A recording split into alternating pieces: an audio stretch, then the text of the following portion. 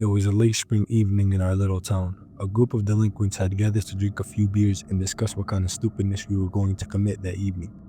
Not really a group of tight friends, just whoever congregated outside the Dairy Queen. It was almost guaranteed that whatever we were going to do would probably involve some kind of law being broken. Usually nothing worthy of arrest. Usually someone piped up and suggested that we go to the academy. Now we all had heard stories about the place, but none of us had actually been there or even believed the stories about it being a gathering place for the occult when the academy closed for the summer. I'm not going to lie, I wasn't feeling this one. There was some disagreement. Some thought it was abandoned, while others insisted that the academy was still in use. As the crowd grew, it seemed like there were too many people jumping in. There were a few people who decided to go, barely that I knew. This should have been a huge red flag. Too many people and too many people that you don't know is usually a recipe for trouble. But what the hell? Let's do this. We're going to get there, nothing is going to happen, and we'll be back in a couple of hours. There were 3 or 4 loads of people in pickup trucks, but my small group would be going in a car.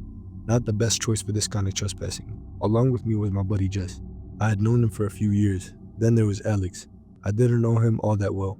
He was a state wrestling champion for another high school, kind of a 230-pound goofball. Then there was Roy. He was a couple years older than the 3 of us. My friend Lee had recently said that we were kind of a-holes because we would use Roy to buy us beer. I mean, I always assumed Roy had a life and wouldn't want to hang out with us. Well, unfortunately for him, he decided to go that night. We arrived at the entrance of the academy. I expected a locked gate, but it was wide open. My car was kind of loud, so I parked about halfway down the quarter-mile long entrance road. We walked with another group that had come in a car, but the trucks drove on in. I was a little surprised by the size of this place. We all ended up on the south side of the property. There was a house that was a schoolroom. Nothing was locked. We all just walked on in. The place looked like it was frozen in time, like something hadn't been used in 20 years. This was the only building we entered. Now, we may have been doing some illegal stuff, but we had no intention of vandalizing anything. That's another thing about doing this sort of stuff with people you don't really know. You have to keep an eye on them to make sure that they understand that we're not there to break things. But so far, everyone was behaving. We walked out and headed up one of the paths towards another building. Another group went another way. Picture a couple small pickup trucks and others walking with trucks. I didn't like the idea of them driving in there like that in the first place. Vehicles tend to make way too much noise, but there were some of the girls who didn't want to walk. As we walked towards the second building, my thoughts were, I've seen enough, let's go. These idiots in the trucks are going to get us in trouble. I told Roy and Alex that we were going. Jess had split off and gone with another group.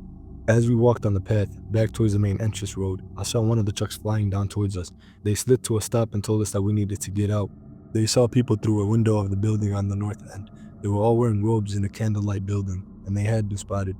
You know how people act when they are genuinely scared? They sped off and the second truck came flying by yelling for us to get out. They didn't even bother to slow down. People in the backs of the trucks were nearly getting bounced out. After a moment of panic about what to do, we started running, but then we heard voices coming towards us. At that point, we were far enough away that you couldn't make out what they were saying. Then I could hear an ATV coming. We were cut off. We were in a wooded area about 400 feet long between 2 paths that merged together on both ends. The others had escaped out of a back way on the south end, but my car was parked off the side of the main entrance. It didn't matter. They were closing in too quickly. We laid down in the woods, not even 15 feet off one of the paths, hoping we could find a way out. I can hear 2 people walk right past us on the path and see the glow of the dim flashlight. They're not speaking.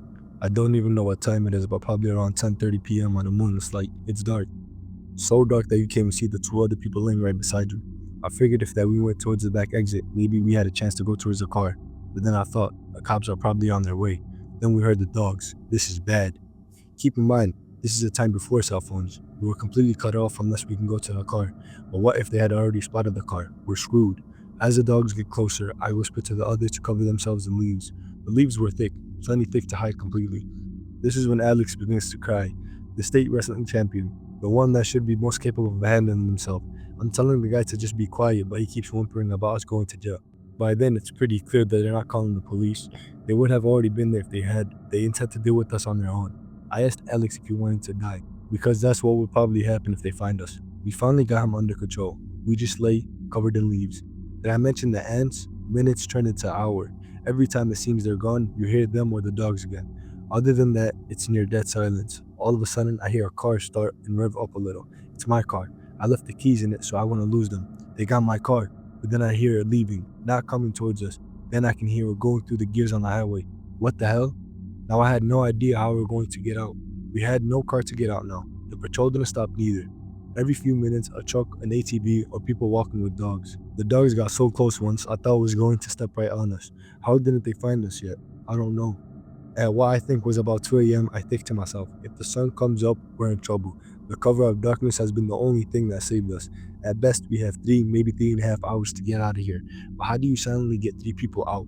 The crunching of leaves alone would alert the dogs at least. And then, I don't even know where the hell we really are in relation to the entrance and exit. This place is a lot of acres in a pretty scheduled area. It's got to be at least half a mile either way we choose, and these people clearly think there's still someone on the property. A couple more hours roll by. I consider running alone.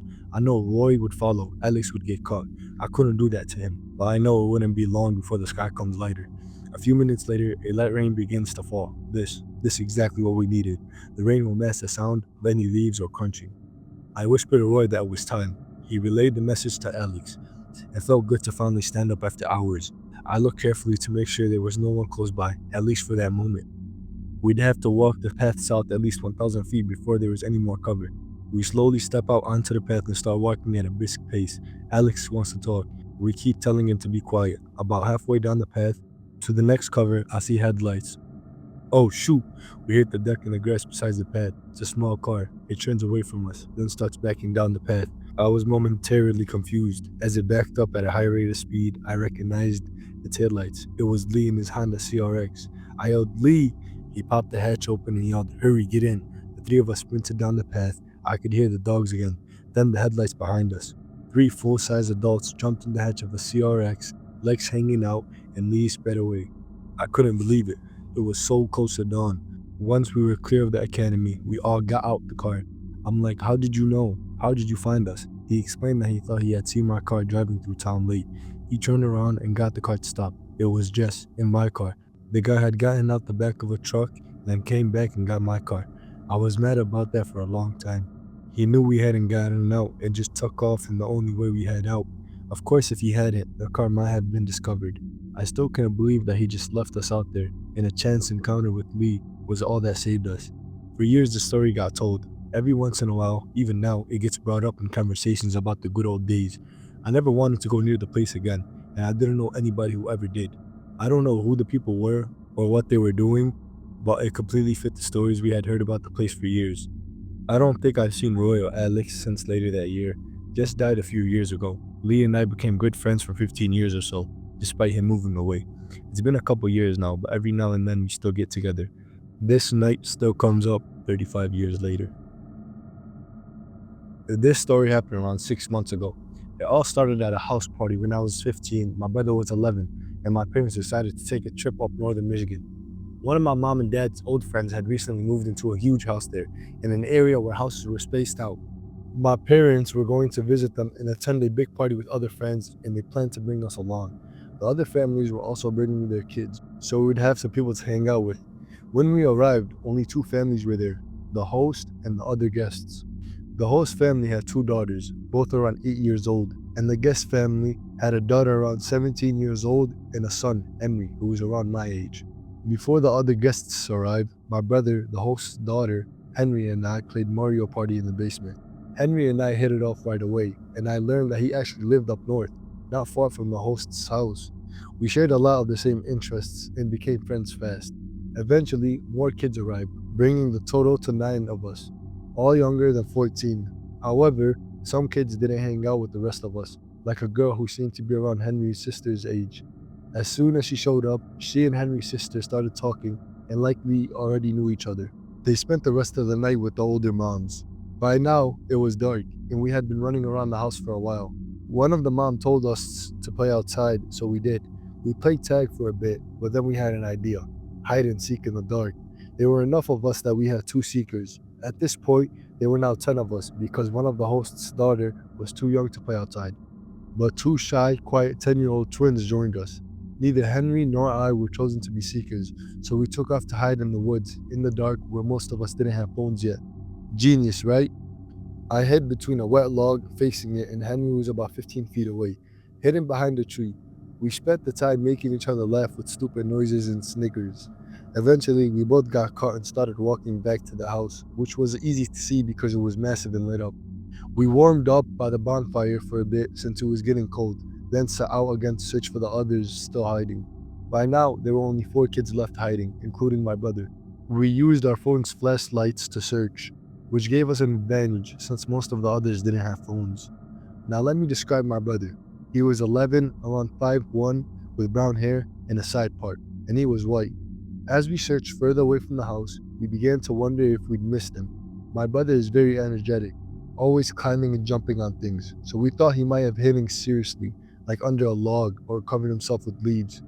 At this point, Henry's phone had died, so we split up to look for him, but not too far from each other. After a while, I heard Henry yell my name from about 40 feet away. I ran toward him, pulling out my phone to turn on the flashlight. When I was about 10 feet away from Henry, I slowed down and yelled, "Finally, found you." I could clearly see my brother rustling around at the top of a tree, facing away from us. When I got closer, I saw Henry raise his hand to grab my brother's arm, but retracted right away. As I raised my phone flashlight to get a better look, it was a 40 to 50-year-old man, not my brother. He was very effing skinny, with a hippie-type beard, extremely hairy legs, socks but no shoes, and extremely skin-tight clothing that were way too small for him, and of course, also had a side part. It took a few seconds to process, but as soon as we realized what was going on, Henry and I instantly ran as fast as we could. The man screamed and hollered at us from the top of the tree, and we sprinted back to the house, hearts pounding. When we got back, we told everyone what happened, and obviously, the parents were pretty concerned, so we got everyone out the woods. Apparently, my brother was hiding under a tarp in the effing garage. For obvious reasons, everyone left shortly after. I haven't been there since, and I hope to never go back.